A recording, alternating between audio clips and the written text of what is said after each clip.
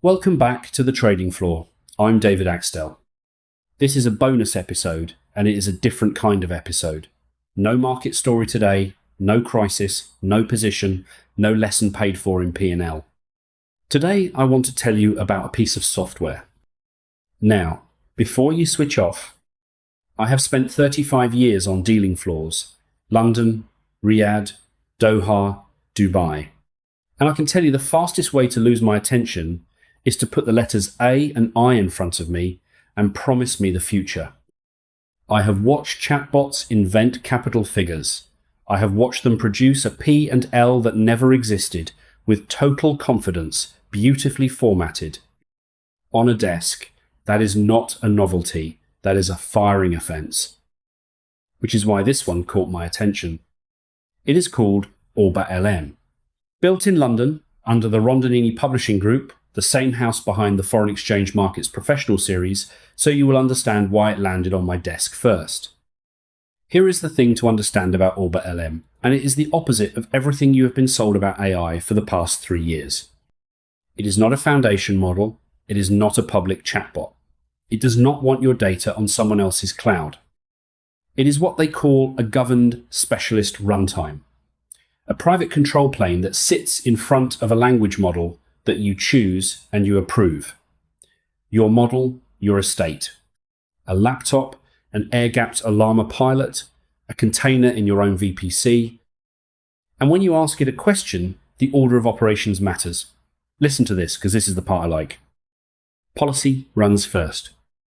Before the model says a single word, the runtime checks what it is allowed to say. It refuses, flatly refuses, to invent official capital, live P&L, or fabricated market figures.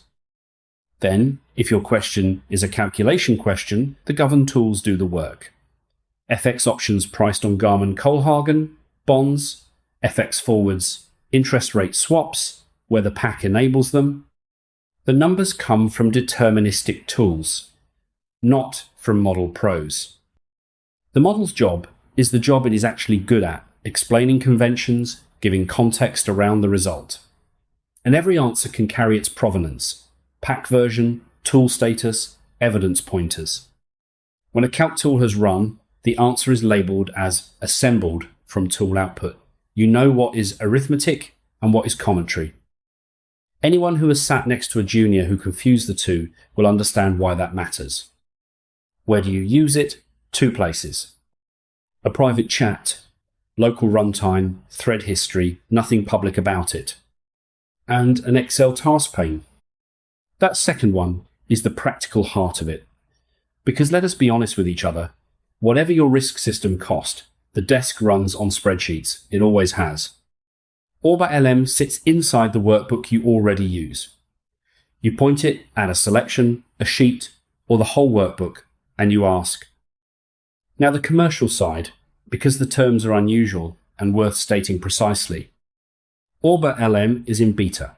It ships in September. The beta is free for 3 months from activation, and here is the part I had to read twice. After those 3 months, the desk runtime stays free. No pack updates after the founding window, no enterprise edition, but the runtime itself does not start charging you. There is no online purchase, no checkout page, no credit card form, it is inquiry only. Company email only, no Gmail, no Outlook.com, no Yahoo, and 1 seat per company location. Your New York desk and your London desk can each request one. That tells you who this is for. It is not for everyone, and it is not pretending to be. It is for Treasury and FX desks that want a specialist tool inside their own walls, in front of their own model, that will not make numbers up. If that is your desk, the address is OrbaLM, OrbaLM.orbaos.com. That is orbalm.orbaos.com. There is a How It Works page that says everything I have said here in more detail, and a request form at the bottom. Or email orbalm@orbaos.com from your company address. 1 seat per location, free for 3 months, ships September. I have spent a career watching the market punish people who mistook confidence for accuracy.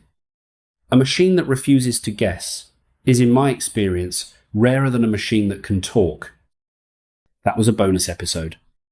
This has been The Trading Floor. I'm David Axtell. Mind the gap between the bid and the offer.